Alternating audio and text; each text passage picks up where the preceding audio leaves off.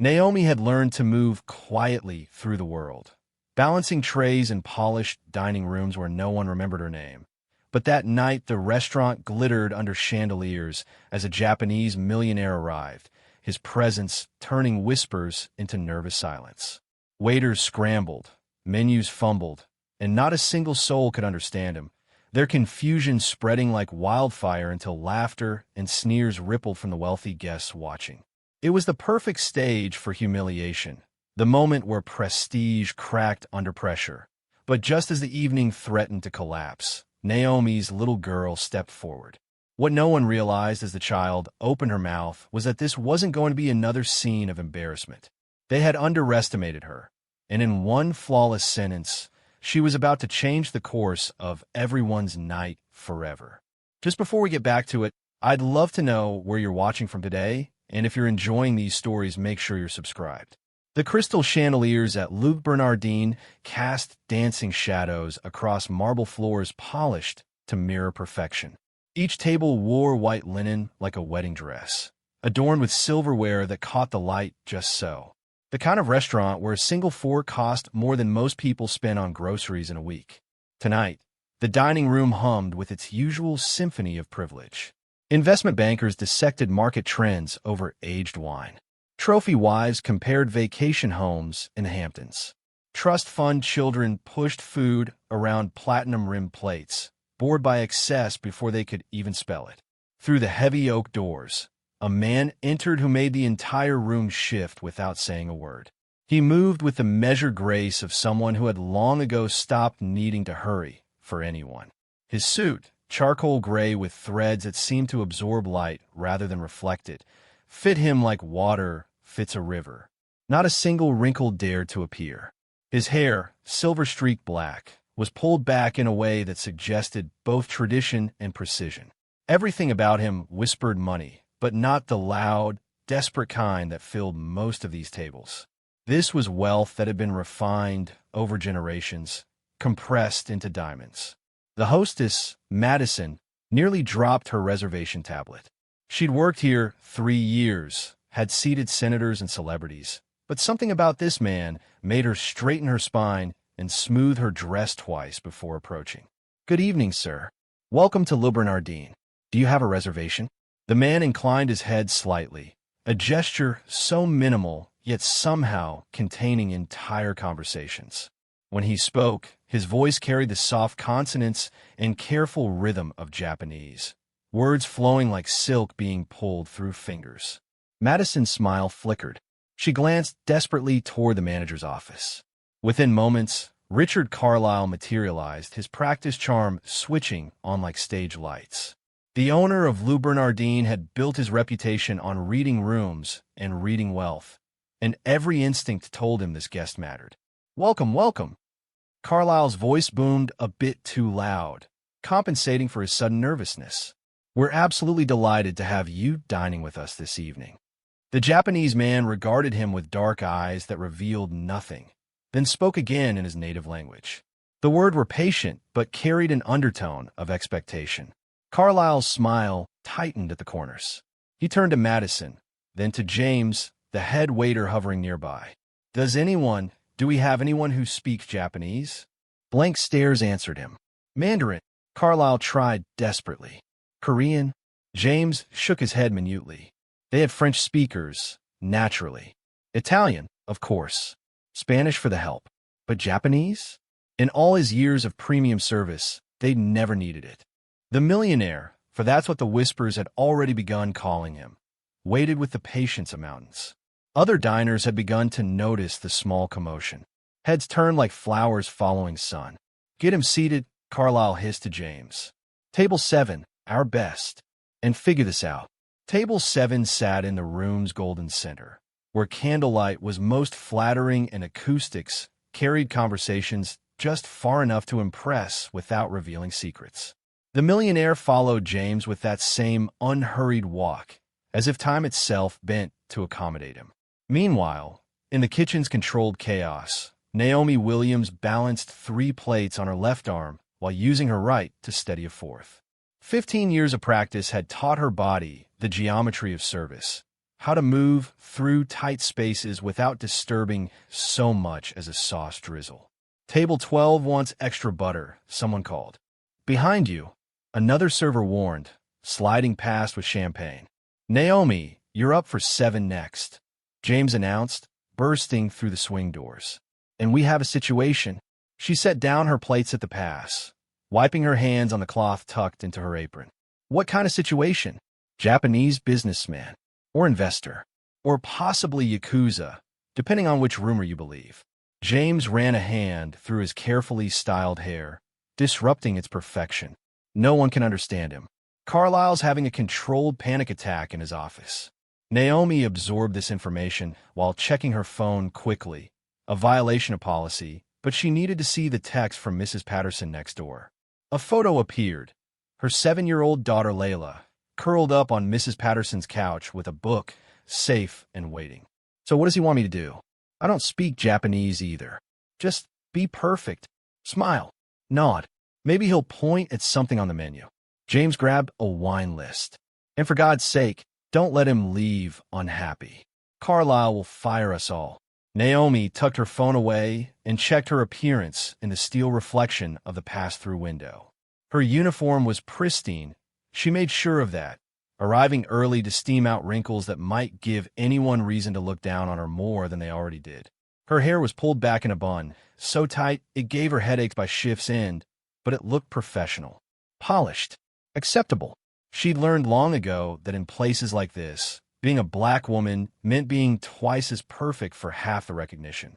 Every small mistake was magnified, every success diminished. But she had Layla to think about.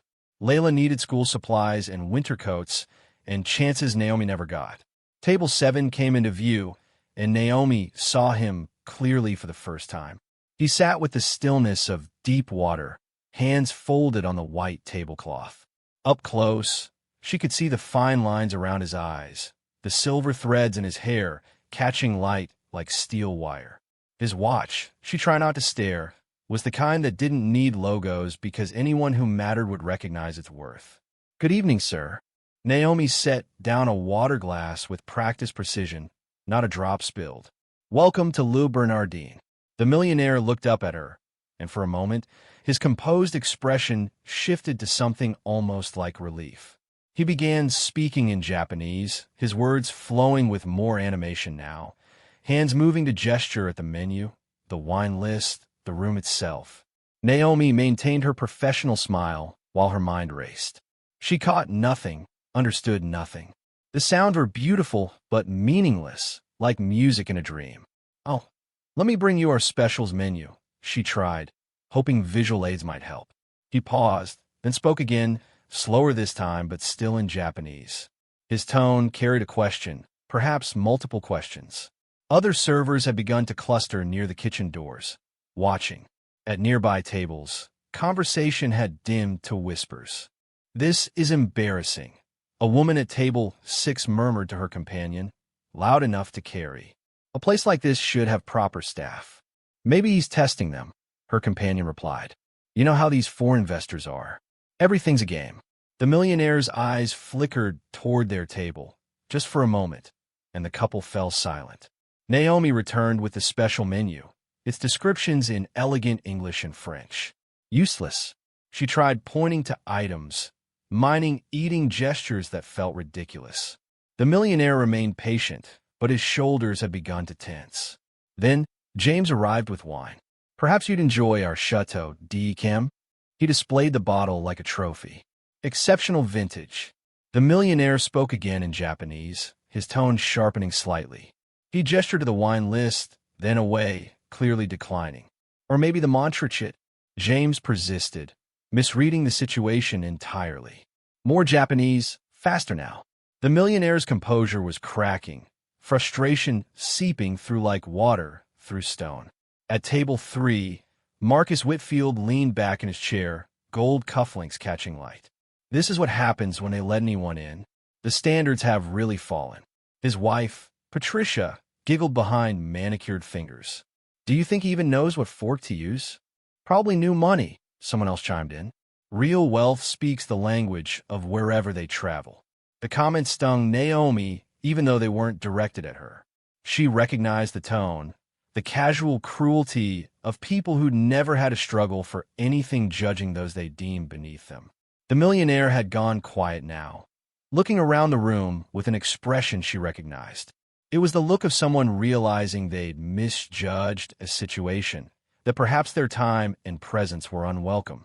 She'd worn that look herself, in college classrooms where professors questioned if she'd earned her spot, in interviews where they'd already decided she didn't fit their image. Carlyle emerged from his office, straightening his tie as he approached. His smile was so forced it looked painful.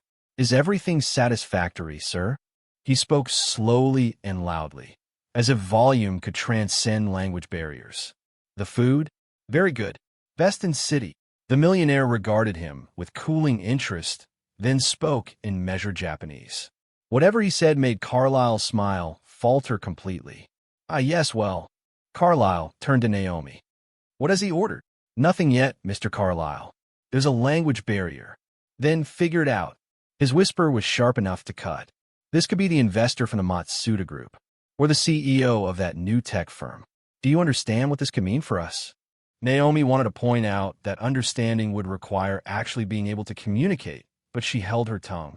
Jobs like this didn't grow on trees, especially not for single mothers without degrees. The dining room had become a theater, every table an audience to this unfolding drama. Forks clinked against plates in rhythm with whispered speculation. Who was he? Why was he here? What did he want? The millionaire pulled out his phone, typed something, then showed the screen to Naomi. Japanese characters filled it, beautiful but incomprehensible.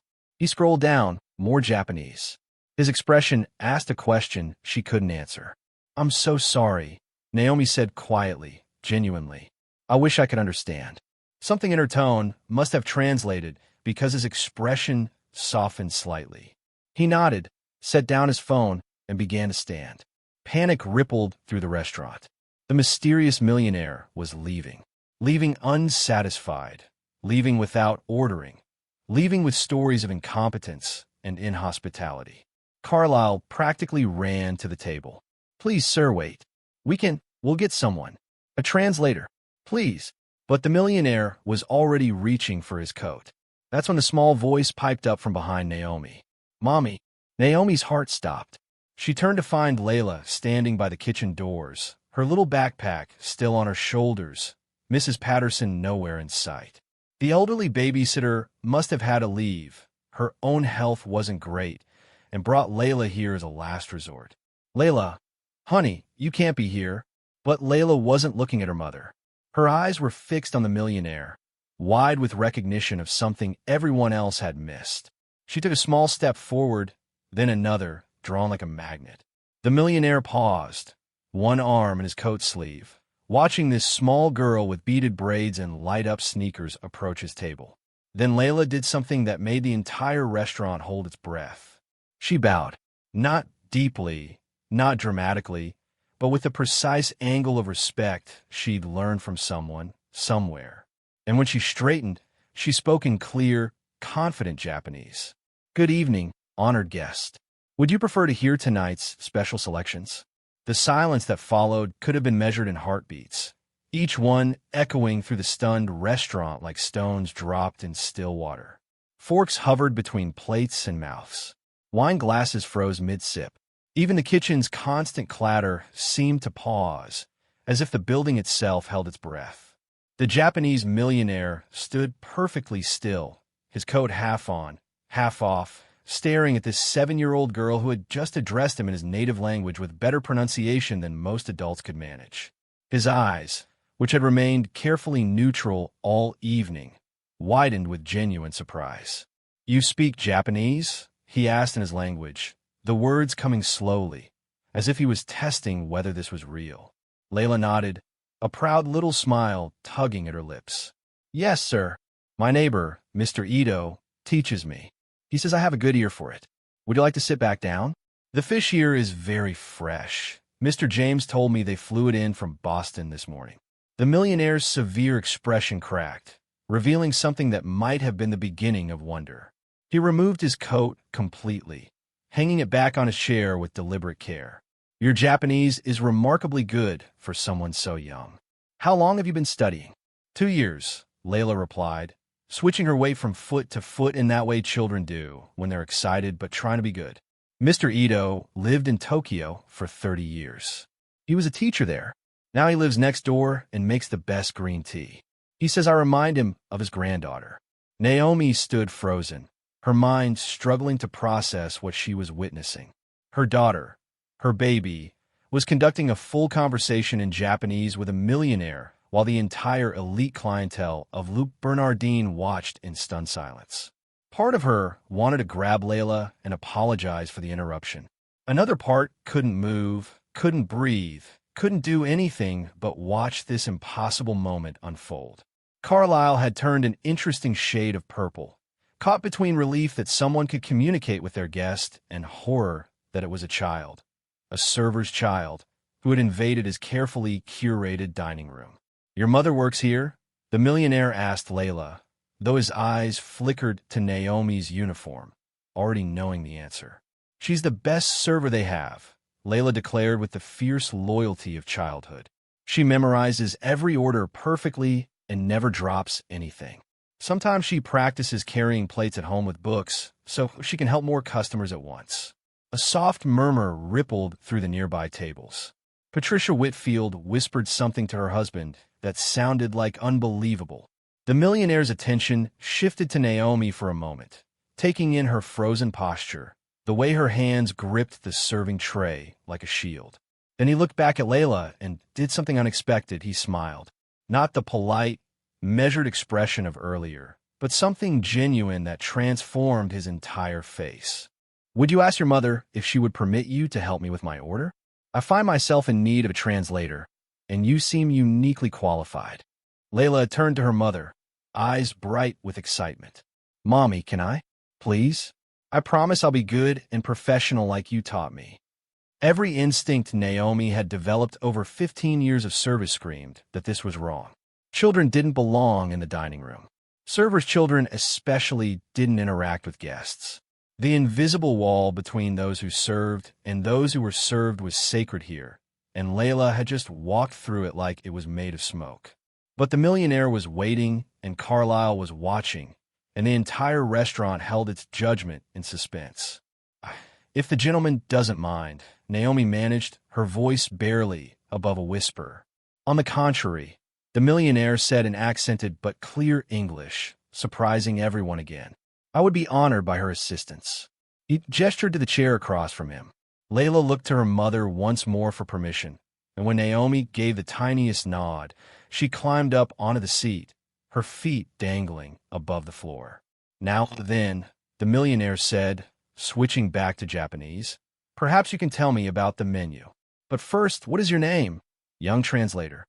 Layla Williams, sir. And you? Takahashi. Hiroshi Takahashi. He pulled the menu closer. Tell me, Layla Williams, what would you recommend? Carlyle had crept closer, hovering like an anxious moth near a flame. Perhaps I should. The young lady and I are managing quite well, Takahashi said in English, his tone polite but firm enough to send Carlyle stepping backward. Layla studied the menu with serious concentration, occasionally asking Takahashi questions in Japanese about his preferences. Does he like spicy food? A little. Any allergies? Shellfish, unfortunately. Has he tried French cuisine before? Many times, but rarely done well. The duck confit is really good. Layla translated for the benefit of her mother, who still stood nearby. But Mr. Takahashi says he had duck yesterday in Washington. He's interested in the halibut, but wants to know if the sauce has cream. He prefers lighter preparations. James materialized with his order pad, looking deeply uncomfortable taking instruction from a 7-year-old, but having no alternative. The halibut can be prepared with a citrus reduction instead of the cream sauce. Layla relayed this in rapid Japanese. Takahashi considered, then responded with what seemed like a full paragraph. He'll take the halibut with citrus, Layla translated. And he wants to know if the vegetables are seasonal and local. He says restaurants often claim farm to table, but really use frozen. Oh, and he'd like sparkling water, not still, with no ice and a slice of cucumber. not lemon. James scribbled frantically. In for wine. Another exchange in Japanese. Layla giggled at something Takahashi said. He says the sommelier earlier tried to sell him a Chateau d'Yquem, like he was a tourist who would buy anything expensive. He actually owns a vineyard in Yamanashi Prefecture. He'll have a glass of the 2018 Chablis, but only if it's been properly chilled to 47 degrees, not 45 like Americans usually serve it. The specificity sent another wave of murmurs through the dining room. This wasn't just money sitting at table 7. This was sophisticated money, cultured money, the kind that could tell temperature by taste and probably own things most people only saw in museums. Mrs. Hargrove from table 9 had been watching with narrowed eyes. She was old Connecticut money, the kind that traced its lineage to the Mayflower and never let anyone forget it. This is highly irregular, she announced to no one in particular, but loud enough for everyone to hear. Since when do we allow children to run around the dining room? Takahashi's eyes flickered to her table, and he said something to Layla in a lower tone. Layla looked troubled. Should I translate that, Mr. Takahashi? Perhaps not all of it, he replied in Japanese, and Naomi caught what might have been amusement in his voice. But you may tell them that in Japan, we believe children who show skill should be encouraged, not hidden. Layla turned to Mrs. Hargrove with the fearlessness of childhood. Mr. Takahashi says children with talents should be encouraged. I wasn't speaking to. He also said something else, but he told me not to translate it, Layla added innocently. He used a word Mr. Ito taught me, means someone who talks too much about nothing important. Someone at table 4 choked on their wine. A server in the corner turned away to hide a laugh. Mrs. Hargrove's face went from pink to red to an alarming shade of burgundy. Layla, Naomi warned quietly, but Takahashi held up a hand. The child translates accurately, he said in English. This is the mark of a good interpreter. Honesty, even when uncomfortable. He turned back to Layla and began asking her questions in Japanese, but these weren't about the menu anymore. How did she learn the language? What else did Mr. Ito teach her? Did she practice every day? Layla answered enthusiastically. Mixing in English when explaining became too complex. Mr. Ito has these old books from when he taught at university. And there's an app on Mommy's phone, but it's not as good as talking to real people. Oh, and I watched this anime about a girl who solves mysteries. But Mr. Ito says anime Japanese is too casual for proper conversation. Your Mr. Ito sounds like a good teacher. You know Kigo, formal speech patterns? To everyone's amazement, Layla's posture straightened and her voice took on a different quality as she replied in Japanese, using honorifics and humble forms that even intermediate students struggled with. Takahashi laughed, actually laughed, a rich sound that seemed to surprise him as much as anyone else. Remarkable. You speak better than my executives who've been studying for years. That's because they probably just memorize, Layla said, switching back to English for her mother's benefit. Mr. Ito says language lives in your heart, not your head. You have to feel it, not just think it. Your Mr. Ito is very wise. Takahashi pulled out his phone, typed something, then showed it to Layla. Do you know this kanji? Layla studied it, sounding out the components. It's integrity? No, wait, sincerity? Close. It means authenticity, being true to one's nature. His eyes moved to Naomi again, a quality that seems rare in places like this. The weight of his words settled over the dining room like fog. Several patrons shifted uncomfortably, suddenly very interested in their plates. James returned with the Chablis, which Takahashi tasted with the concentration of someone who knew exactly what they were looking for. He nodded approval, then asked Layla something that made her bounce in her seat. He wants to know if I can write too, she told her mother excitedly. Can I show him, Mommy? Please. Naomi found her voice finally. Yes, but be careful with the gentleman's things.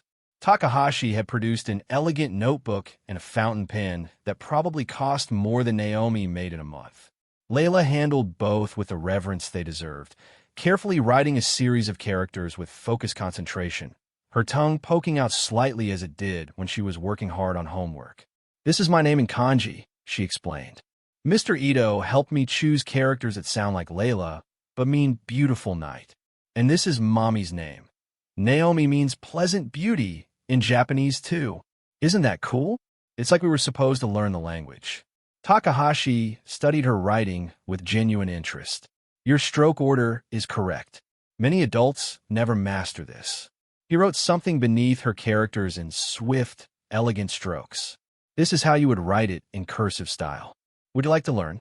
For the next 10 minutes, the most powerful person to enter Luke Bernardin in months gave a 7-year-old girl a calligraphy lesson while her mother watched in stunned silence, and the elite of the city tried to pretend they weren't staring.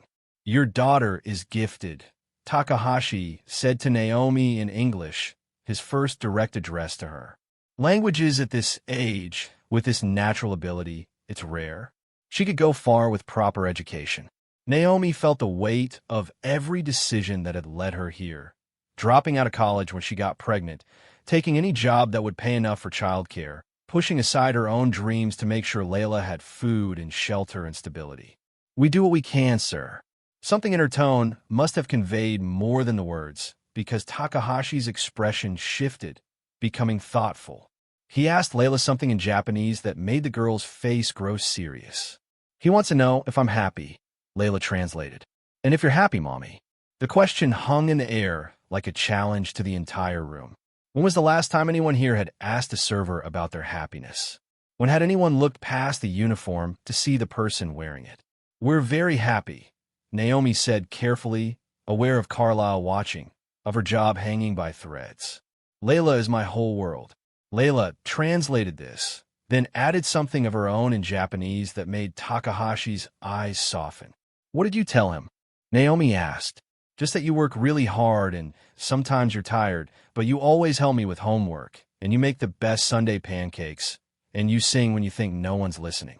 Takahashi asked another question in Japanese, his tone gentle but probing. Layla hesitated, then answered in a quieter voice. He asked about my father. I told him we don't need him.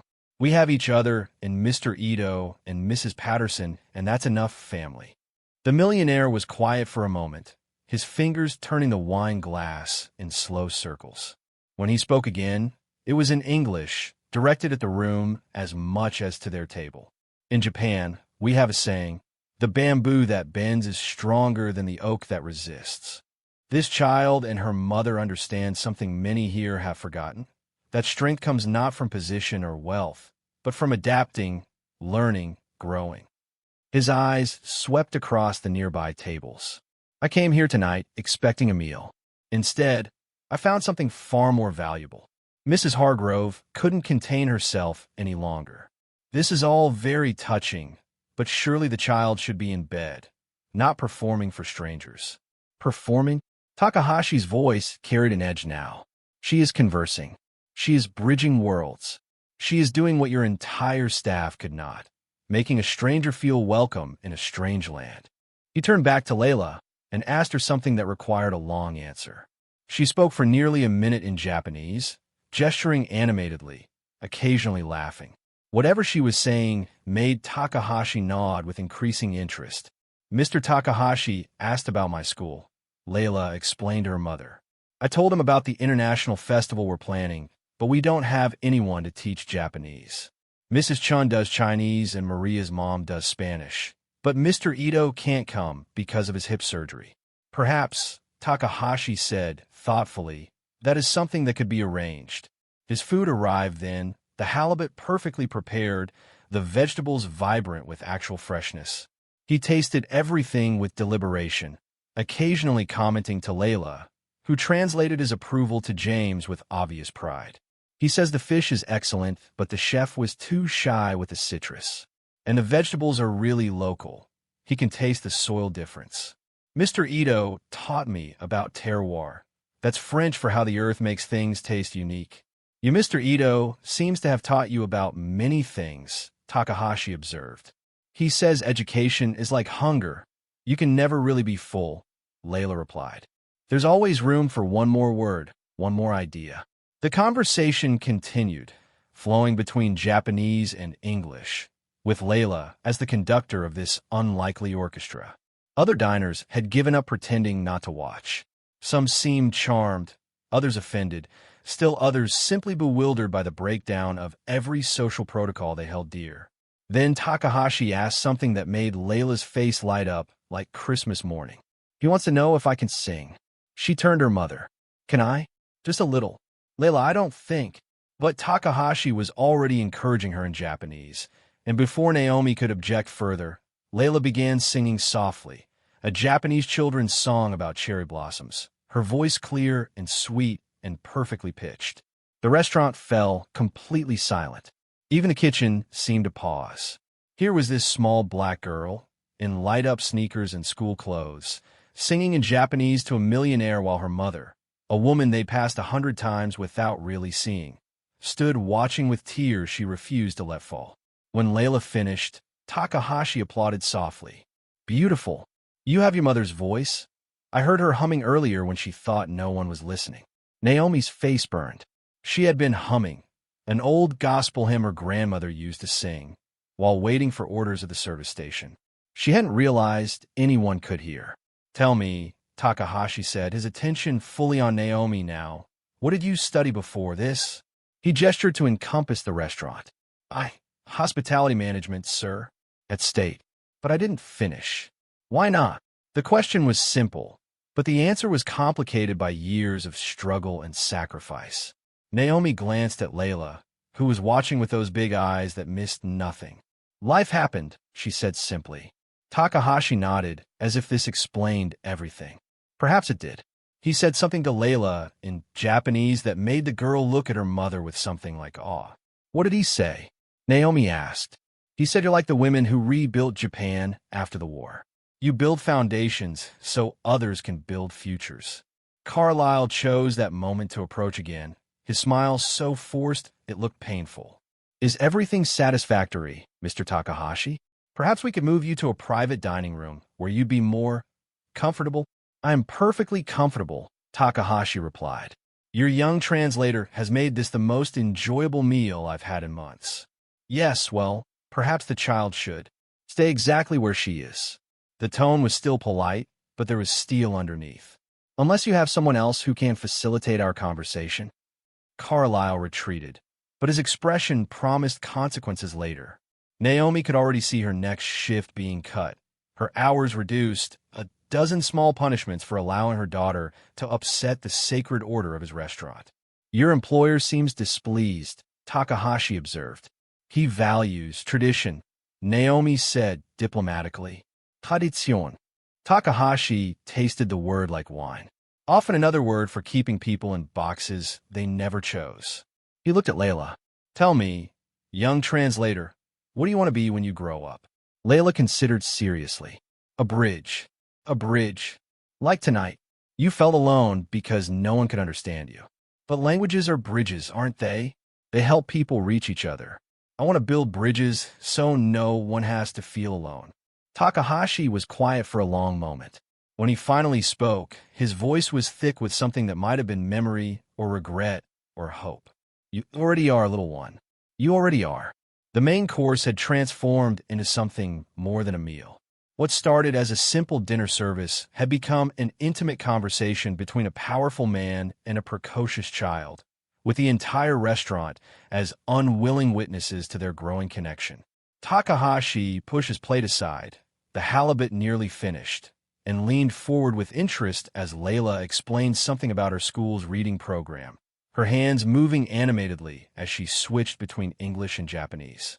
She reads at a 5th grade level. Naomi found herself saying, drawn into their circle despite her training to remain invisible. Her teacher wanted to skip her ahead, but I worried about her social development. A wise concern, Takahashi replied, his English becoming more fluent as comfort replaced caution. Intelligence without emotional growth creates brilliant but broken adults. I've hired too many of them. He pulled out his phone, showed Layla a photo of a sprawling tech campus with cherry trees lining the walkways. This is my company in Kyoto. We develop educational software, helping children learn languages through games and stories. That's so cool, Layla exclaimed, then quickly translated her enthusiasm into Japanese. making Takahashi smile. Do you make the apps yourself? I used to, many years ago. Now I have teams who are far more talented. But I still insist on testing everything personally. A CEO who doesn't understand his product is just a man in an expensive suit. Richard Carlyle had been hovering near the service station, his discomfort growing with each passing minute. This breach of protocol, a child sitting with a guest, a server engaging in personal conversation, violated every rule he'd built his reputation on. He caught James's eye, made a subtle cutting gesture across his throat. The message was clear. End this. James approached tentatively. Sir, perhaps Miss Layla would be more comfortable in our staff break room? We have coloring books, and... She's 7, not 3, Takahashi interrupted, his tone cooling several degrees. And she's providing a service your establishment couldn't. Unless you'd prefer I return to being unable to communicate. The threat hung unspoken, but clear. James retreated, and Carlyle's face darkened further. Takahashi turned back to Layla, asking her something in Japanese that required a long response. She spoke for nearly 2 minutes, occasionally glancing at her mother, her voice taking on different tones as she seemed to be telling a story. She's telling me about your Sunday routine. Takahashi translated for Naomi. The library in the morning, the park if weather permits, homework at the coffee shop where they know your order, hot chocolate for her, black coffee with 1 sugar for you. Naomi felt exposed, their small life laid bare before this stranger.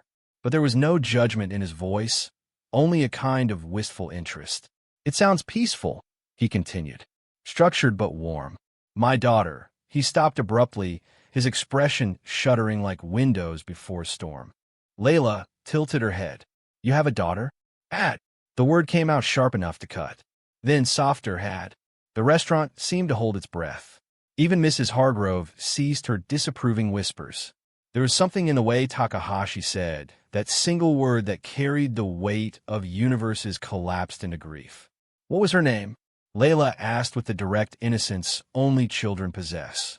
Naomi started to warn her about personal questions, but Takahashi held up a hand.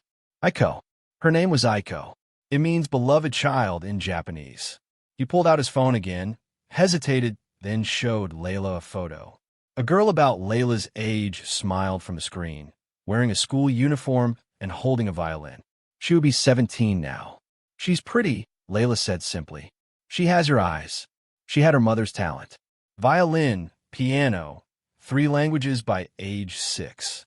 His finger traced the edge of the phone screen. There was an accident. A drunk driver. Tokyo's safest neighborhood, the best private school, all the protection money could buy, and none of it mattered. One man's choice to drink, 30 seconds of lost control, and she was gone. Naomi felt her throat tighten. She instinctively reached for Layla, her hand finding her daughter's shoulder. The gesture wasn't lost on Takahashi. This is why you started the educational software, Layla said, understanding with that startling clarity children sometimes possess. For her memory, for other children who deserve chances. He put the phone away carefully, like storing a precious artifact. I've built schools, funded programs, created opportunities. But I can't. I don't often interact directly with children anymore. It's too painful, Naomi finished softly. Their eyes met across the table, 2 parents understanding something fundamental about loss. One who had experienced the ultimate loss, one who feared it every day. But tonight, Takahashi continued. Looking at Layla, tonight has been different. You remind me that joy still exists, that learning can still spark wonder. Aiko would have liked you. She collected languages like other children collected stamps. Maybe we could be pen pals? Layla suggested. I mean, not with Aiko, but you could tell me stories about her, and I could practice my Japanese. The simplicity of the offer, the pure generosity of it, seemed to catch Takahashi off guard. He cleared his throat, looked away, then back. That will be acceptable. At table 6, Marcus Whitfield leaned over to his companion. $10 says this is some elaborate tax scheme. These foreign billionaires always have an angle. His voice carried just far enough.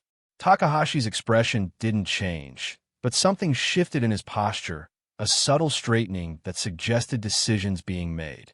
Tell me, he said to Naomi, how long have you worked here? 6 years, sir. And in that time, how often has Mr. Carlyle spoken to you directly? Not instructions or criticism, but actual conversation. Naomi hesitated, aware of the loaded nature of the question. We all have our roles, sir. Diplomatic. But that's not an answer. For times, she admitted. Twice to discuss schedule changes, once to criticize my uniform, once when a customer complained I was too friendly. Too friendly. Takahashi tasted the phrase with distaste. And this customer complaint, let me guess, you smiled too much?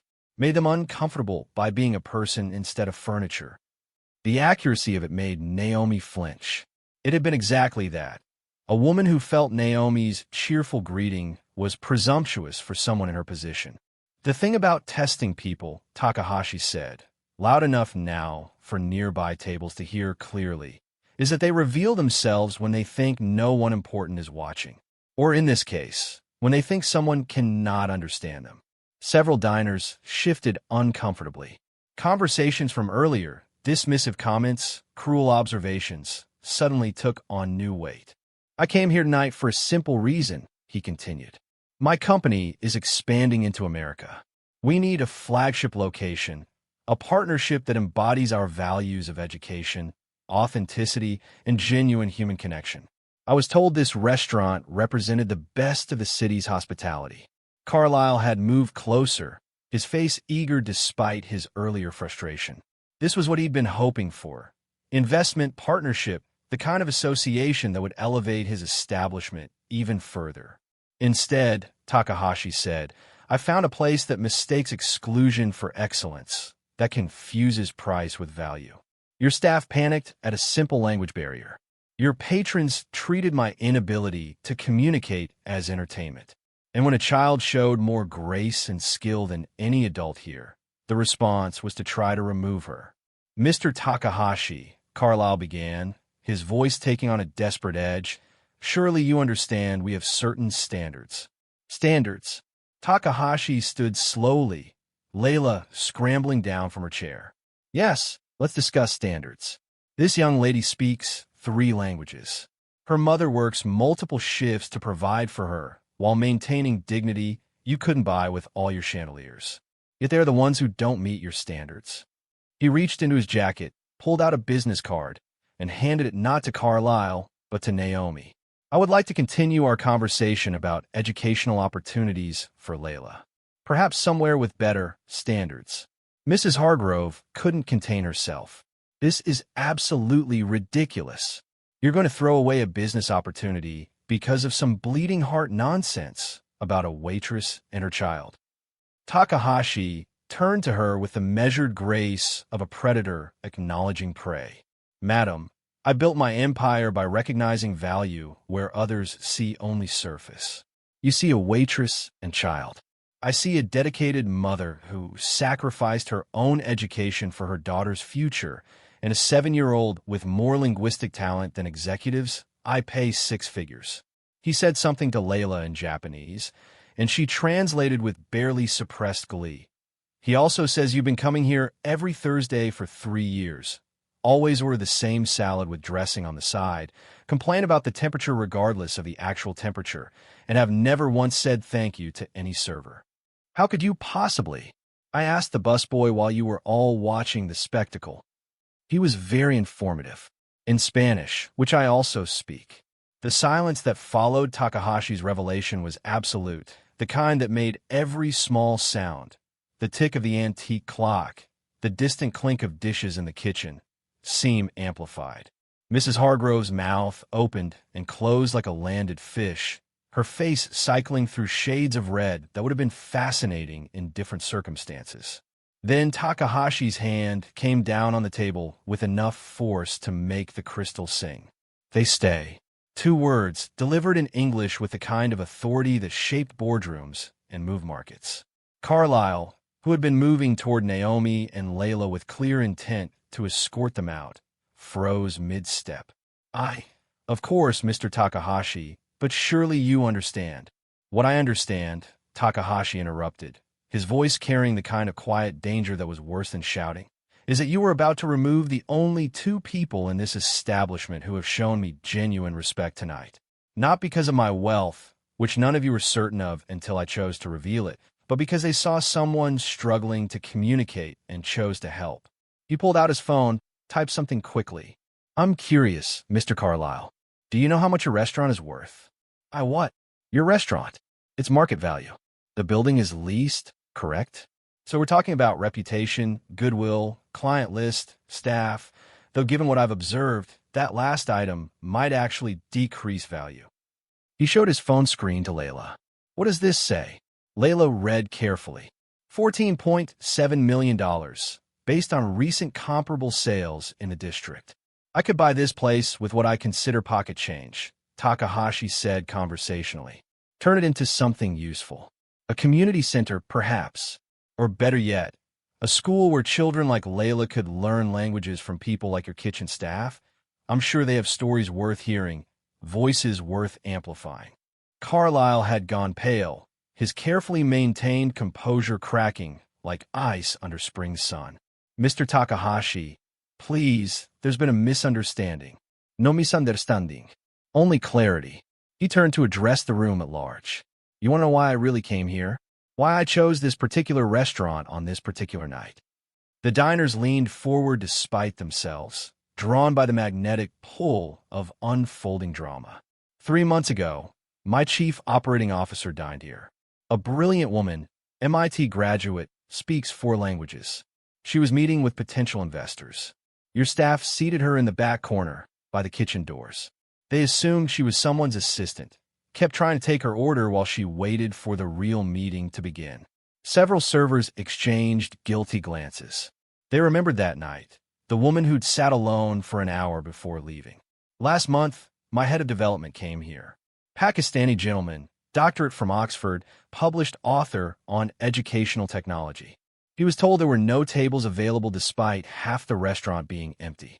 He could see the empty tables from a door. The accusations hung in the air like smoke from an unseen fire. So yes, I came to test you. Not your food, which is admittedly excellent. Not your wine selection, though it could use more variety. I came to test your character, your values, the truth behind your marketed elegance. He gestured to Naomi and Layla. And only these 2 passed. That's not fair, Mrs. Hargrove protested. You deliberately deceived us. I spoke my native language. If that counts as deception, then every immigrant who enters your country is guilty of the same crime. His tone sharpened. Or is it only deception when the person you've dismissed turns out to have power? Marcus Whitfield stood up, his gold watch catching the light. This is entrapment. You can't judge an entire establishment based on how they treat people they perceive as powerless. Takahashi finished. That is exactly how every establishment should be judged. Every person, every society. He turned back to Naomi, his expression softening. You asked your daughter to translate, even though it violated protocol. Why? Naomi straightened, finding courage in his directness. Because you were alone, and I know what that feels like. Because kindness shouldn't depend on someone's bank account. And you? He asked Layla. Why did you help me? Because you look sad, Layla said simply. And Mr. Ito says sadness is lighter when shared, like carrying groceries together. You Mr. Ito sounds like a philosopher. He says he's just old and tired of seeing people be mean to each other. Takahashi laughed, a genuine sound that transformed the tension in the room. I would like to meet this Mr. Ito. He'd like that.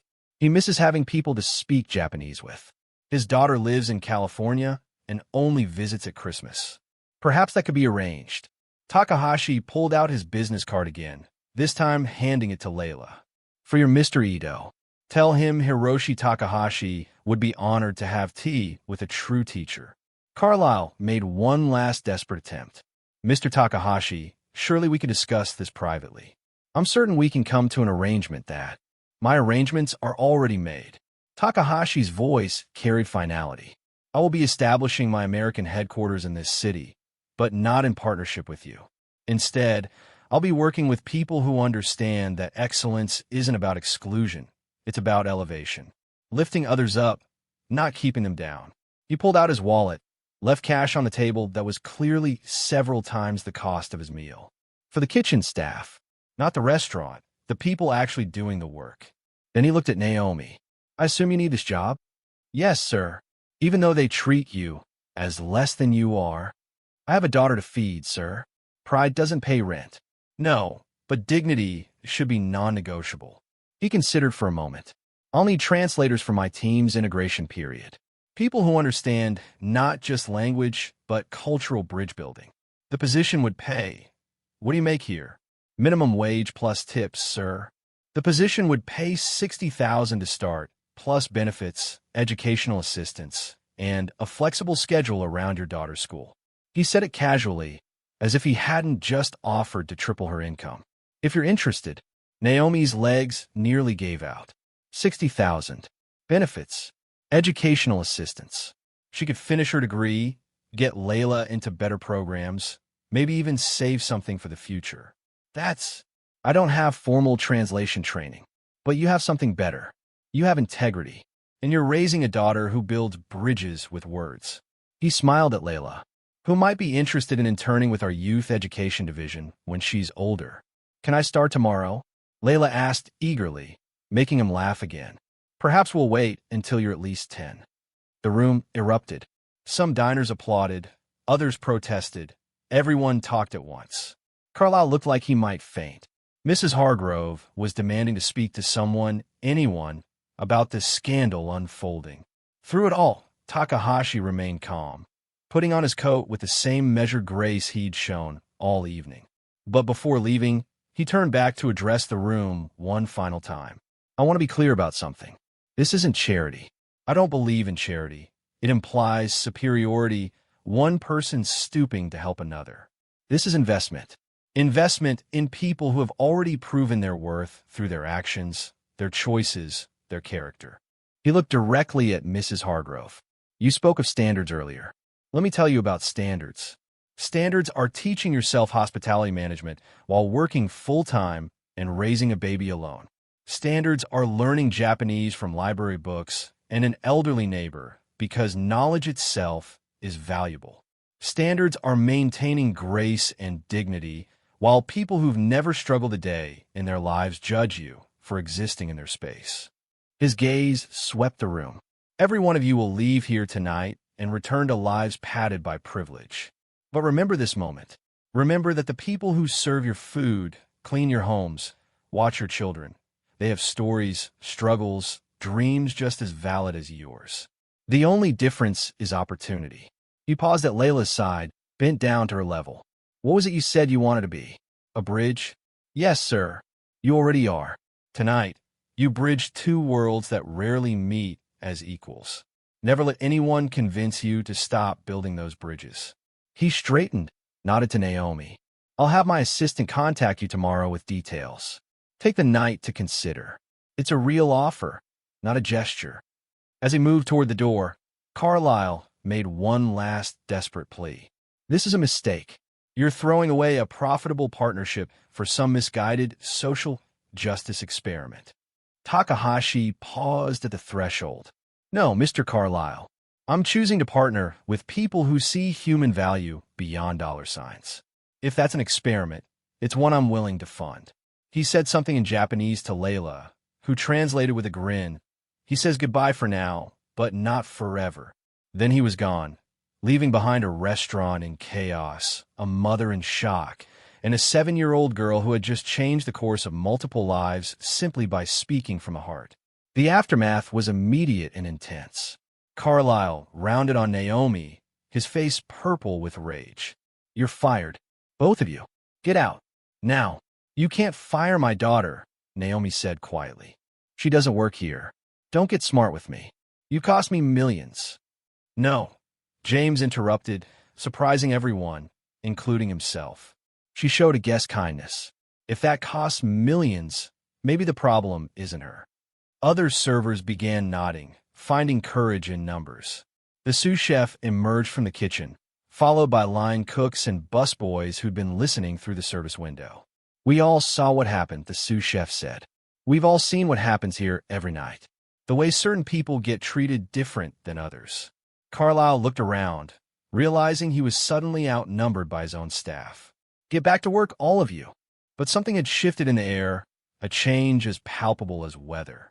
The careful hierarchy that kept everyone in their designated boxes had cracked, and through those cracks, light was beginning to shine. The morning after the dinner that changed everything, Naomi's phone buzzed at 7 a.m. sharp. Not a text, but a formal message through the restaurant's scheduling app from the maitre d'. Mr. Takahashi requests your presence at the Meridian Hotel Lounge, 9 a.m. Bring Layla. No uniform required. Naomi read it 3 times, her heart racing. No uniform required.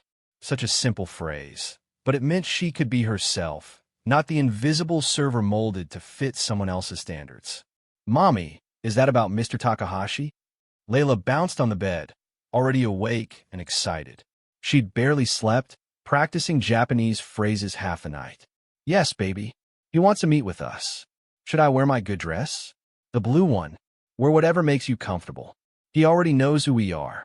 They arrived at the Meridian Hotel 5 minutes early, Naomi in her best jeans and a sweater she'd saved for parent-teacher conferences, Layla in her favorite purple dress with pockets she'd insisted on because translators need pockets for important things. The lounge was quietly elegant, all warm woods and soft lighting, nothing like Luc Bernardin's aggressive opulence. A woman rose from a corner table, Japanese, perhaps 40, with an air of calm authority that made the space rearrange itself around her. Mrs. Williams? I'm Keiko Sato, Mr. Takahashi's chief of staff.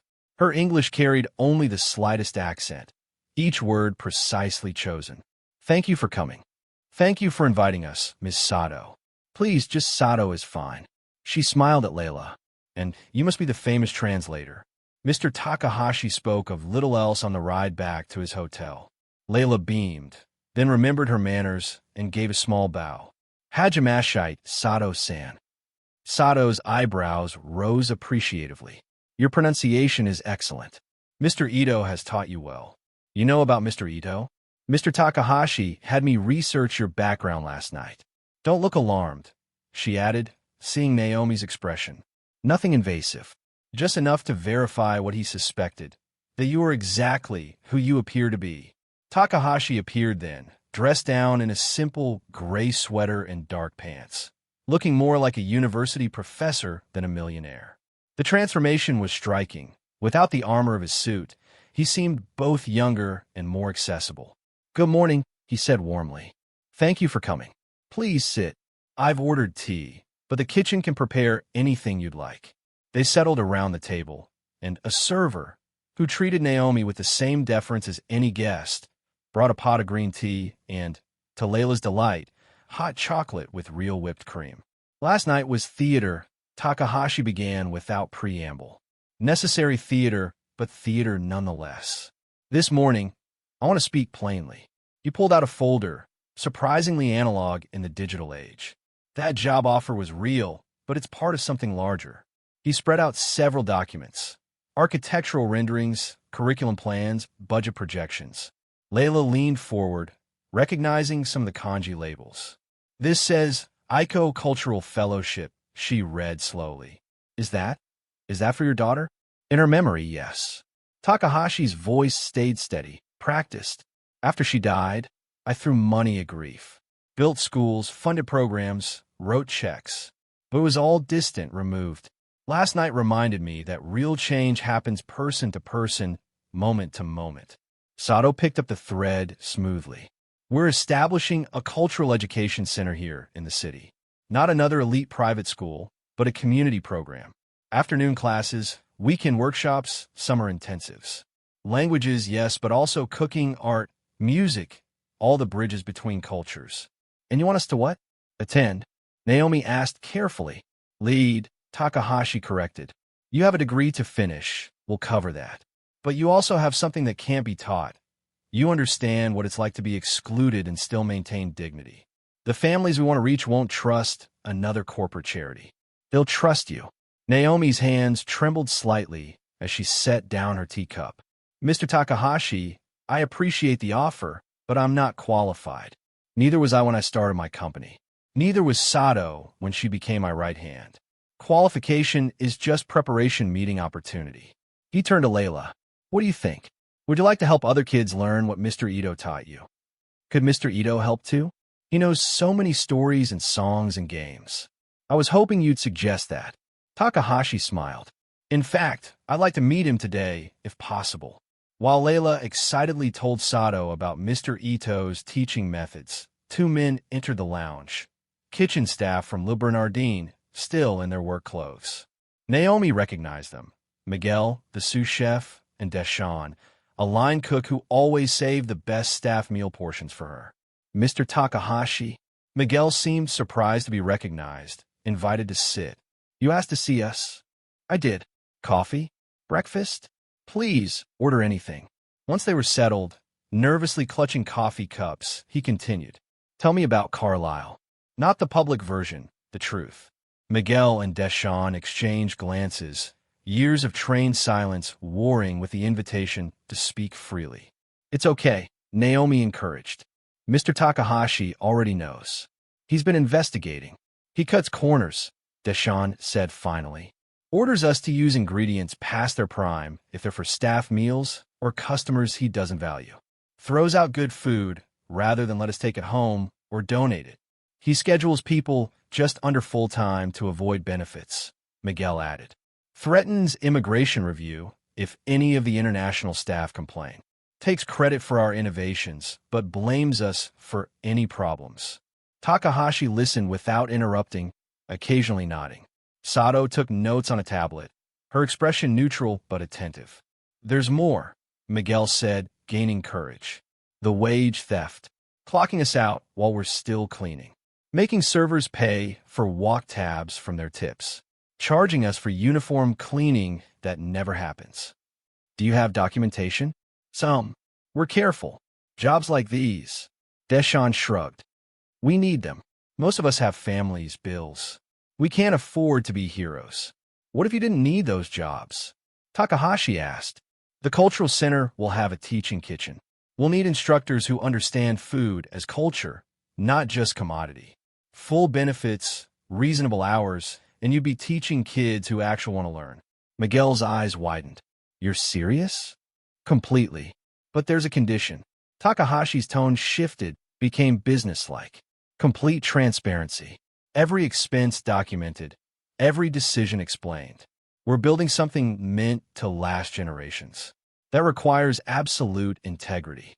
After years of Carlisle, transparency sounds like vacation, Deshawn said, earning a laugh from everyone. There's something else, Sato interjected. Mr. Carlisle has already begun spreading rumors about last night. Social media posts about inappropriate behavior from staff, suggestions of child endangerment. We need to be prepared for escalation. Naomi's stomach dropped. Child endangerment? Because Layla translated, because you challenged the narrative. People like Carlisle don't lose gracefully. Takahashi's expression hardened. But people like Carlisle also don't realize how vulnerable they are to truth. By afternoon, the whispers had become roars. Naomi's phone buzzed constantly with notifications she was afraid to check. A coworker finally showed her the viral post. A grainy photo of Layla at the restaurant past 9 p.m., captioned, "Restaurant allows child labor while mother neglects parenting duties." Where's CPS? The account belonged to Mrs. Hargrove's niece, but the sentiment spread like wildfire through the city's social elite. Comments poured in, each more vicious than the last. They're saying I make you work, Naomi told Layla, trying to keep her voice steady. That I'm exploiting you. That's stupid, Layla said with the blunt honesty of childhood. I was helping. That's what good people do. A knock at their apartment door made them both freeze. Through the peephole, Naomi saw a man in a wrinkled suit holding a clipboard.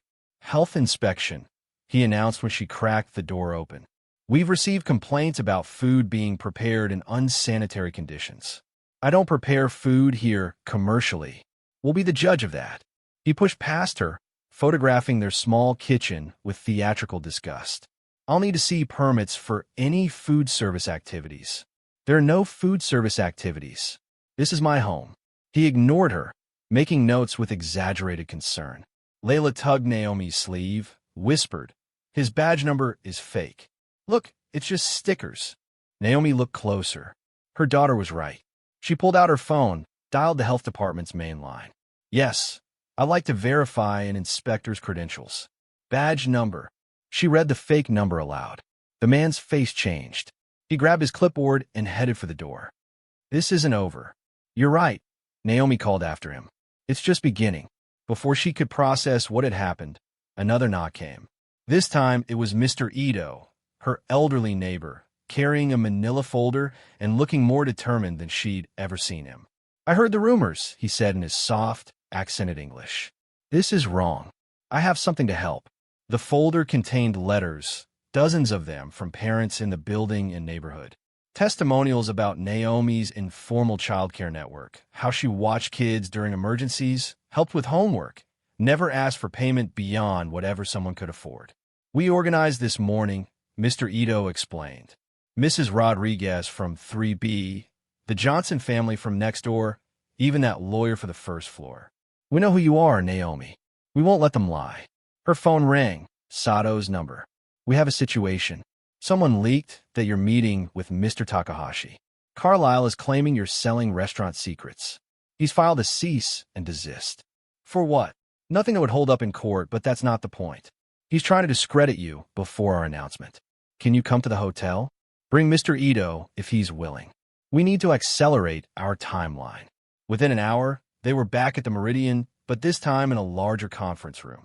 Sato had arranged for a lawyer, a sharp-dressed black woman named Angela Foster, who specialized in employment law. The cease and desist is garbage, Angela said bluntly. You can't steal secrets about treating people badly. That's not proprietary information. But this CPS threat is serious. As if on cue, Naomi's phone rang. Child Protective Services, requesting a home visit within 24 hours. This is harassment, Mr. Ito said angrily. Using government services to punish someone for standing up. It's more than that, Takahashi said, entering with a tablet. Look at this. The screen showed a video. Someone Naomi recognized as Carlisle's assistant, meeting with a fake health inspector in a parking garage, money changing hands. How did you? Security cameras are everywhere these days, Sato said mildly. And Mr. Takahashi owns the company that makes most of them in this district. We also have this. She produced another tablet showing screenshots from a group chat between Carlisle, Mrs. Hargrove, and several other restaurant regulars, explicitly planning the harassment campaign. They're not even trying to hide it, Layla said, reading over her mother's shoulder. They're proud of it. Arrogance makes people careless, Takahashi observed. They're so used to consequences not applying to them that they document their own crimes. The door opened again, and Miguel entered with 3 other restaurant workers. Mr. Takahashi, we have something you need to see. They brought printed emails, years of them, showing Carlisle's systematic wage theft, discrimination, and health code violations he'd ordered them to hide. He's trying to get us to sign NDAs, Deshawn explained, offering severance if we promise not to talk about last night. But Maria here, she saved everything. Maria, the quiet prep cook Naomi had barely spoken to, stepped forward. My daughter is in law school. She told me to document everything. 3 years of evidence. This changes things, Angela said, reviewing the papers. This isn't just defense anymore. We can go on offense. No, Takahashi said, surprising everyone. Not yet. Carlisle wants a war of reputation. We give him something else, transparency. He turned to Naomi. How do you feel about telling your story publicly? Not defending, not attacking, just truth. I'm scared, Naomi admitted. They have money, connections, influence. They have fear, Mr. Ito interrupted. Fear of losing status, fear of change, fear of people like us being seen as equals. But fear makes people stupid. Truth makes people strong. Layla took her mother's hand. Remember what you always tell me? That doing right isn't always easy, but it's always right. The CPS worker arrived that evening. A tired-looking woman named Sandra, who'd clearly been pulled from her actual cases to investigate this complaint. She found Naomi's apartment spotless, Layla doing homework at the kitchen table while Mr. Ito taught her origami, and a refrigerator full of healthy food. I have to ask, Sandra said after her inspection revealed nothing concerning. Is your daughter being forced to work as a translator? I helped someone who couldn't communicate, Layla said firmly. Just like when I helped Mrs. Rodriguez's kids with English homework. Is helping people illegal now? Sandra's lips twitched. No, sweetheart. Helping people is never illegal. She turned to Naomi. I'll be filing this as unfounded harassment. Whoever called this and should be ashamed of themselves. After she left, Naomi found herself crying. Tears of relief, exhaustion, and anger at having to prove she was a good mother to strangers. Tomorrow will be harder, Sato warned during a late evening strategy call. The press dinner is when everything becomes public. Carlisle will try to control the narrative. Then we make sure he can't, Takahashi said. Mrs. Williams, I need you to trust me. What we're about to do will change everything, for better or worse. Are you ready? Naomi looked at Layla, already asleep on Mr. Ito's shoulder. This child who'd started everything by simply being kind. She thought about all the times she'd stayed silent, accepted less, made herself smaller to fit in spaces that didn't want her. I'm ready. Good. Because tomorrow, we show them what real standards look like. The morning of the press dinner brought one last attempt at sabotage. A slick-looking man appeared on morning news, claiming to be a Japanese language expert, stating that Layla had dangerously mistranslated Takahashi's words and created an international incident. But Layla was ready. With Sato's help, she'd recorded a response video, a simple, polite explanation in both English and Japanese, demonstrating her fluency with a children's song, a formal business greeting, and a casual conversation about her favorite books. She ended with a haiku she'd written. Words are bridges built not from gold but from kindness. All may cross freely. The video went viral within hours, not because of scandal, but because of its sweetness. A 7-year-old black girl from a working-class neighborhood speaking fluent Japanese, defending her mother with poetry. The narrative was shifting.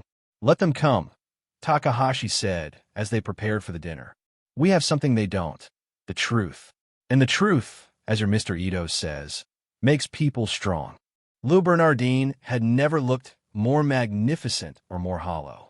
Every surface gleamed with desperate perfection, as if Carlisle believed enough polish could blind people to the rot underneath. Media crews adjusted their equipment, while city officials mingled with donors, everyone pretending they didn't know this dinner was actually a battlefield. Naomi stood near the back entrance with Layla, Mr. Ito, Miguel, and Deshawn. They looked like refugees at a royal wedding. Necessary witnesses, but unwelcome guests. Angela Foster stood with them, her presence a legal shield against whatever Carlisle might attempt. Remember, Angela murmured, let him speak first. The more rope he takes, the more he has to hang himself with. Carlisle had already begun working the room, his voice carrying that particular tone of false intimacy reserved for people with cameras. Tonight represents a transformational moment for our city's hospitality industry, he announced, gesturing broadly. We're setting new standards for international partnership and cultural exchange. Mrs. Hargrove circulated nearby, her expression suggesting she'd recovered from last night's humiliation and come back for revenge. She'd brought reinforcements, a cluster of old-money socialites who whispered behind raised hands while shooting daggers at Naomi's group. Ladies and gentlemen, Carlisle commanded the microphone like he owned it, which, technically, he did. Before we begin, I want to address some unfortunate misunderstandings from recent events. Here it comes, Naomi thought, gripping Layla's hand. Our establishment has always prided itself on the highest standards of service and cultural sensitivity, which is why we're announcing tonight a revolutionary partnership with global investors to create the city's premier international dining experience. He paused for effect, and in that pause, Naomi noticed Takahashi and Sato enter through the main doors. They moved quietly to a corner table, almost invisible despite being the entire reason for this gathering. Of course, Carlisle continued, his tone shifting to practice concern. We must address the concerning incident involving one of our former employees who allowed her young child to interfere with an important guest creating what could have been an international embarrassment. Gasps rippled through the crowd. Several cameras swung toward Naomi. Layla started to speak, but Mr. Ito placed a gentle hand on her shoulder. "Not yet, little one," he whispered. "Let him reveal himself." Fortunately, Carlyle went on. "Our quick thinking and cultural expertise prevented disaster. We've since implemented strict protocols to ensure children are never again exploited for." Exploited? The voice came from the corner, quiet but carrying the kind of authority that made everything else stop. Takahashi rose from his seat, moving toward the microphone with deliberate calm. "Mr. Takahashi." Carlyle's smile looked painted on. "We're honored you could join us. As I was explaining, we've taken steps to ensure." "To ensure what exactly?" Takahashi's tone remained conversational, but there was steel underneath. "That no child ever again shows kindness to a stranger. That no mother ever again allows her daughter to help someone struggling to communicate." "That's not what but it's what you said." "Exploitation. Interference. Embarrassment." Takahashi turned to address the room. Interesting words to describe a 7-year-old girl offering to translate for someone speaking her studied language. Mrs. Hargrove couldn't contain herself. "This is ridiculous." We all saw what happened. A server's child running wild in the dining room. Running wild? Takahashi smiled, but it didn't reach his eyes. She approached my table, bowed with perfect propriety, and asked in fluent Japanese if I needed assistance. "If that's wild behavior, perhaps we need more wildness in the world." He gestured to someone near the door. A man entered, the supposed Japanese language expert from the morning news. But instead of supporting Carlyle's narrative, he walked straight to Takahashi and bowed deeply. "Tell them who you really are," Takahashi instructed. The man straightened, looking embarrassed. "My name is Bradley Coleman. I'm an actor. Mr. Carlyle paid me $5,000 to claim I spoke Japanese and discredit the little girl's translation." The room erupted. Cameras flashed. Reporters shouted questions. Carlyle's face cycled through colors like a broken television. "He's lying," Carlyle sputtered. "This is entrapment." "No," Sato said, stepping forward with her tablet. "This is evidence." She connected the device to the room's presentation screen.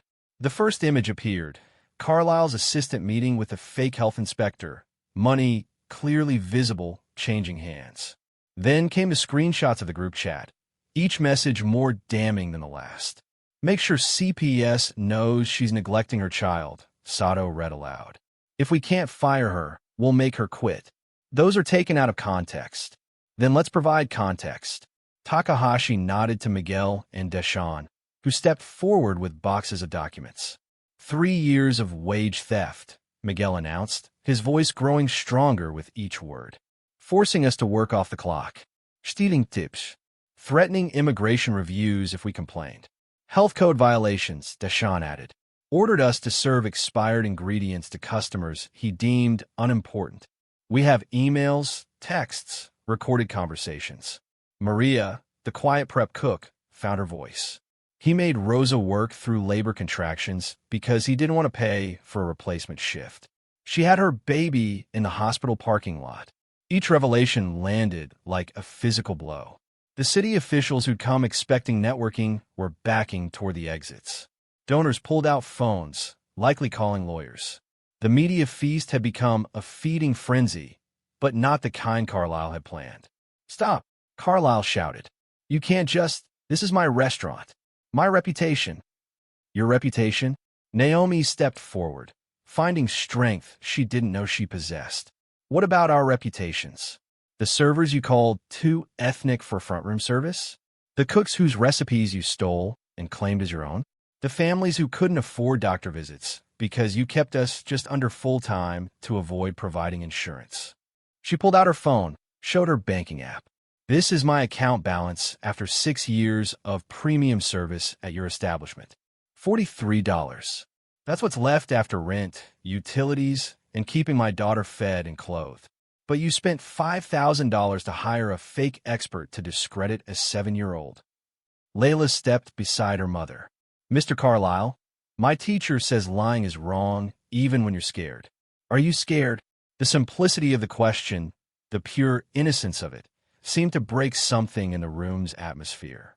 Several people laughed, not mockingly, but with genuine surprise at a child cutting through adult pretense. Takahashi returned to the microphone. Shall I tell you what really happened that night? Or rather, what's been happening every night in establishments like this across the country? He didn't wait for permission. I spoke Japanese, yes.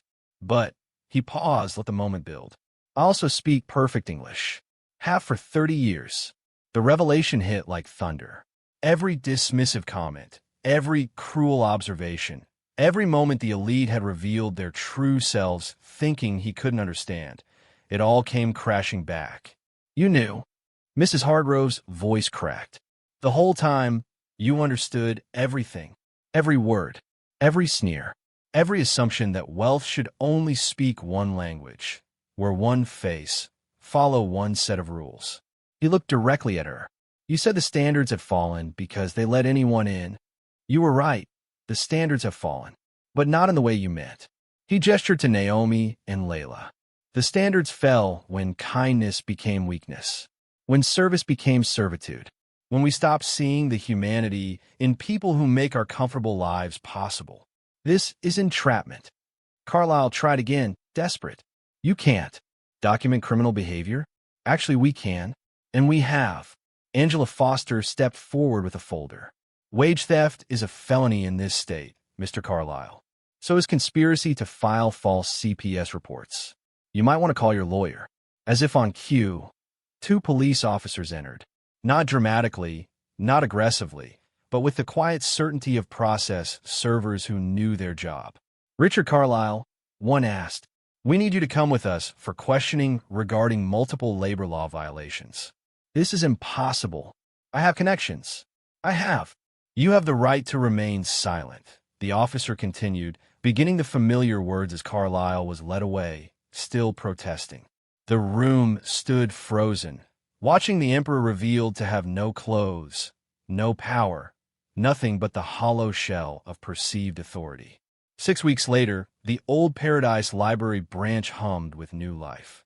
What had been a forgotten building in a neglected neighborhood was now the home of the Aiko Cultural Fellowship, its rooms filled with the sound of children laughing in multiple languages. Naomi stood in what they'd converted into the main classroom, watching Layla help a younger child write her name in Japanese characters. The transformation still felt surreal, from serving entitled strangers to directing a program that would change lives. The first official class starts in 10 minutes, Sato announced, clipboard in hand but smiling. 43 students enrolled for Japanese, 35 for Spanish, 28 for Mandarin, and somehow Mr. Ito convinced 15 teenagers to sign up for traditional tea ceremony. Mr. Ito sat in the corner, demonstrating brush techniques to a group of fascinated 6-year-olds. His health had improved remarkably since becoming the fellowship's senior cultural advisor. Having purpose, he said, was better than any medicine. Ms. Williams? A teenage boy approached nervously. My mom wanted me to thank you. She's the one who... He hesitated. She used to work at the restaurant. Rosa? You help her get the back wages she was owed. Rosa had received a settlement of $30,000 once the labor board finished investigating. Enough to cover the medical bills from her parking lot delivery, with some left over for her son's college fund. How is she? Naomi asked. Good. Better. She's taking English classes here in the evenings. Says if a 7-year-old can speak 3 languages, she can at least master one. Through the window, Naomi could see the teaching kitchen Miguel and Deshawn had designed. They were currently showing a group of young adults basic knife skills, but these weren't culinary students. They were kids from a neighborhood who'd never had anyone teach them to cook beyond microwave dinners. Every cuisine tells a story, Miguel was saying. Your grandmother's recipes are history books. Your spices are geography lessons. Food is culture you can taste. The front door chimed, and Takahashi entered with a small group. He'd been bringing potential donors through all week. Not the society types who'd frequented Le Bernardin, but tech entrepreneurs, immigrant success stories, people who understood building from nothing. This is incredible, one visitor said, watching children of different backgrounds sharing tables, teaching each other words from their native languages. It's like a future that actually works. It's not the future, Takahashi corrected gently. It's the present we choose to create. Layla ran over, bowing properly before switching to excited English. Mr. Takahashi, did you see? We have 17 kids signed up for the cross-cultural story circle. We're going to share folktales from everyone's backgrounds. Speaking of stories, Takahashi said, I have news about Mr. Carlyle. The room quieted. The former restaurant owner's trial had been all over the news, not just for the wage theft, but for the conspiracy charges, the harassment, the years of documented abuse. 18 months minimum security, 3 years probation, and he has to pay restitution to every employee he cheated. Takahashi's expression remained neutral. Le Bernardine is being sold.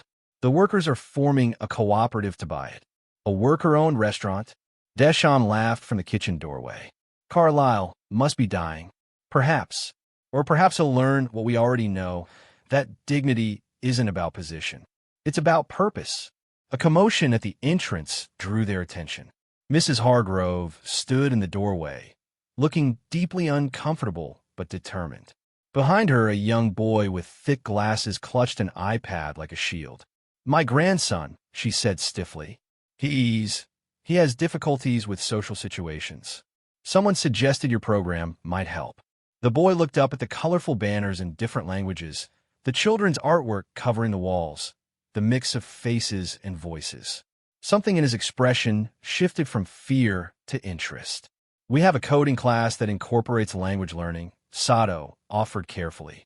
Very structured, very logical. Some of our neurodivergent students find it easier to connect through screens before faces. I like patterns, the boy said quietly. Languages are patterns, right? The best kind, Layla said, approaching slowly.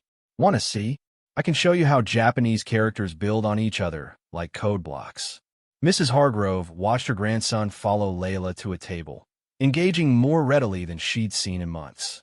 I owe you an apology, she said to Naomi, the words clearly costing her. I was wrong. About many things. We all have room to learn, Naomi replied. That's why we're here. As the afternoon progressed, the center filled with purposeful chaos. In one room, teenagers practiced K-pop choreography while learning Korean. In another, elderly immigrants taught traditional crafts while sharing stories in their native tongues. The kitchen produced smells from 6 different continents as families cooked together, recipes becoming bridges between generations. Ms. Naomi, a small hand tugged her sleeve. One of the newer students, a Syrian refugee child, held up a paper. Look, Layla taught me to write my name in English and Japanese and Arabic all together. That's beautiful, Amira. Do you want to put on our achievement wall? The achievement wall had been Layla's idea, a place where every small victory was celebrated. First successful conversation in a new language. First friend made across cultural lines. First time cooking a grandmother's recipe. Each milestone marked with ceremony and genuine joy. I need to tell you something, Takahashi said, drawing Naomi aside. The investigation into Carlyle uncovered something unexpected. He's been hiding assets, including an education fund he was supposed to manage for employee families. Nearly $200,000. What happens to it? The court has ordered it distributed to affected families. Yours included. Layla's college education is secured, if you'll accept it. Naomi felt tears threaten. After years of worrying about every dollar, the idea of Layla's future being secure was almost too much to process. Additionally, Takahashi continued, I'm establishing a scholarship in Aiko's name. Full ride to any university for students who demonstrate exceptional cross-cultural leadership. The committee would like Layla to be the first recipient when she's of age. I don't know what to say. Say you'll keep doing what you're doing. Building bridges where others built walls. The afternoon turned to evening, and the center's first official day drew to a close. Parents arrived to collect children who chattered excitedly in mixture of languages. Mr. Ito led his tea ceremony students in a formal closing ritual. The kitchen staff packed leftover food for families to take home, Nothing wasted, everyone fed. As Naomi locked the front door, Layla beside her, she looked back at what they'd built in such a short time. The building itself hadn't changed much. New paint, better lighting, fixed windows. But the spirit of the place, the possibility it represented, that was transformation. "Mommy," Layla said thoughtfully, "remember when Mr. Takahashi couldn't order dinner and everyone was mean about it?" "I remember. That was only 6 weeks ago. Feels like a lifetime." Mr. Ito says sometimes the biggest changes start with the smallest moments, like saying hello in someone's language. They walked home through their neighborhood, passing familiar faces who now greeted them with words from different tongues: Spanish from the bodega owner, Bengali from the taxi driver, Mandarin from the family who ran a laundromat. Each greeting a small bridge, a tiny connection across difference. "We should write to Aiko," Layla said suddenly. "I know she's not here, but Mr. Takahashi says in Japanese culture, you can send letters to people who've passed on. We could tell her about the center, about how her dad is helping kids like she would have wanted." "That's a beautiful idea, baby." They climbed the stairs to their apartment, the same apartment where CPS had investigated them, where fake inspectors had tried to intimidate them, where they'd nearly lost everything for the crime of showing kindness. Now it was just home, humble but honest, small but sufficient. On the refrigerator, held by magnets, was the business card Takahashi had first given Naomi. Next to it, Layla's haiku from her viral video, written in her careful hand. Below both, a new edition, a photo from today's opening, showing the main room full of children and adults, all different colors and backgrounds, learning together. "Mommy," Layla asked as they prepared dinner. Nothing fancy, just spaghetti and salad, but made with love. "Are you happy?" Naomi thought about the question. 6 weeks ago, happiness had seemed like luxury she couldn't afford, something for people who didn't have to count every penny and minute. Now she directed a program that would change lives. Her daughter was thriving. They had a community that supported them, purpose that drove them, and a future that finally felt possible. "Yes, baby. I'm happy." "Good." Because Mr. Takahashi says happiness shared doubles and sadness shared halves. She paused, then added with a grin, "But I think kindness shared multiplies forever." Outside their window, the city went about its evening routines. Somewhere in a minimum security facility, Richard Carlisle was learning what it meant to have no power over others. Somewhere, in a boardroom, Takahashi was convincing another donor that investment in people yielded better returns than any stock. Somewhere, in homes across the neighborhood, children were teaching their parents new words, building bridges one syllable at a time. And in a small apartment where dignity lived despite the world's attempts to diminish it, a mother and daughter sat down to dinner, their conversation flowing between English and Japanese, seasoned with laughter and hope. The bridges Layla had dreamed of building were no longer just metaphors. They were real, connecting people across languages and cultures, creating paths where walls once stood. All because one night, at a dinner where no one understood, a child chose to listen, and a mother chose to let her speak. The camera, if there had been one, would pull back slowly from their warm kitchen to the building, to the block, to the neighborhood, to the city. And in each frame, more bridges would be visible. Conversations, connections, communities spreading outward like ripples from stone dropped in still water. At the center of it all, the Aiko Cultural Fellowship stood as proof of a simple truth. Dignity does speak every language, if we let it. What would you have done if you were in Naomi's place? Stood quietly, or spoken up when it mattered most? If this story moved you, don't forget to like, share, and subscribe for more powerful stories.